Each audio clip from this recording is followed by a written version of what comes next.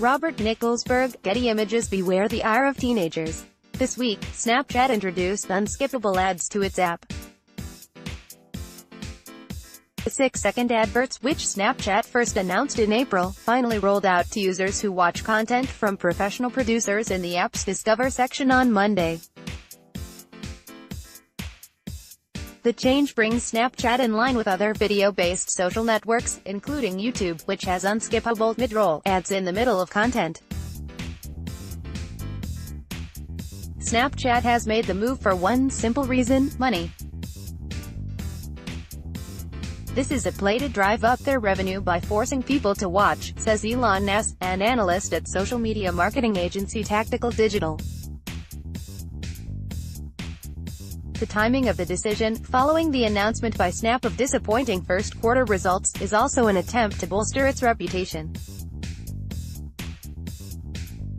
While the company increased its revenue by 54% year-on-year, it was down from a 72% increase in the last 3 months of 2017.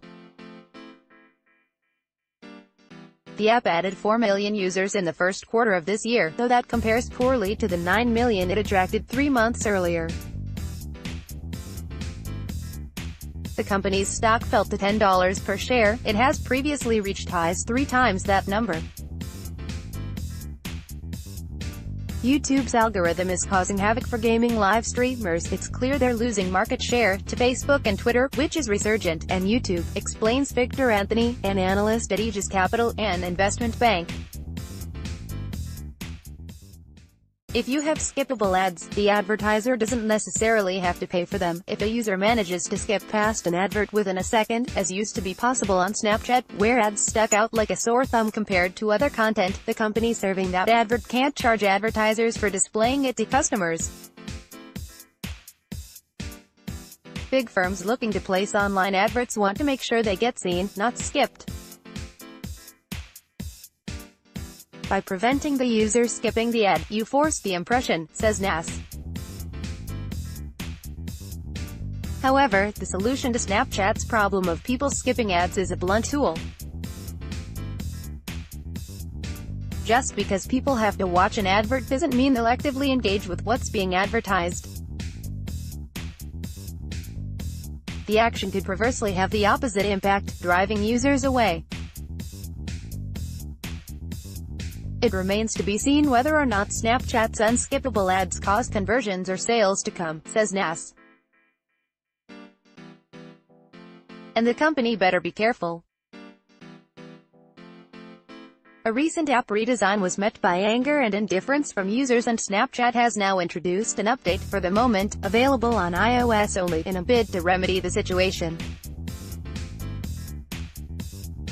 The update will put everything in chronological order, just like it was before. Conversations with friends will also return to the original right-hand side position of the screen. The new adverts feature might, however, encourage larger companies, usually assured of sales regardless of how they advertise, to take a chance on getting their name out there on the platform. If you're a big brand like Coca-Cola, your goal is less about driving direct sales and more about branding, says Ness. If you're Coca-Cola, you're thrilled about this. Walmart's Flipkart deal will test the limits of Amazon's global empire. Forcing people to watch adverts also increases the ability for Snapchat to sell advertising rates based on different demographics. A certain proportion of users who ordinarily skip every ad cannot do so anymore. Snapchat can then sell to specific slices of users thanks to strength in numbers. The move is likely to allow Snapchat to significantly increase the cost per thousand impressions, CPM, rated charges advertisers, says Derek Rubenstein, Tactical's expert on Snap. Until 6 months ago, Snapchat was charging an average CPM of around $3 to $8 before it dropped its rates to compete with other social networks. Now it can return to those sorts of prices.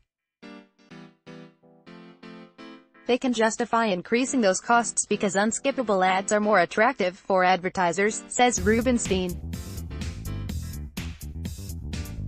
At the same time, Snap is doubling down on its much-maligned Snap Spectacles, releasing a new version of the sunglasses that could upload images and video to the app.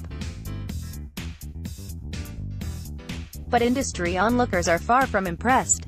"It was a flop the first time round, and I think it'll be a flop again," says Anthony.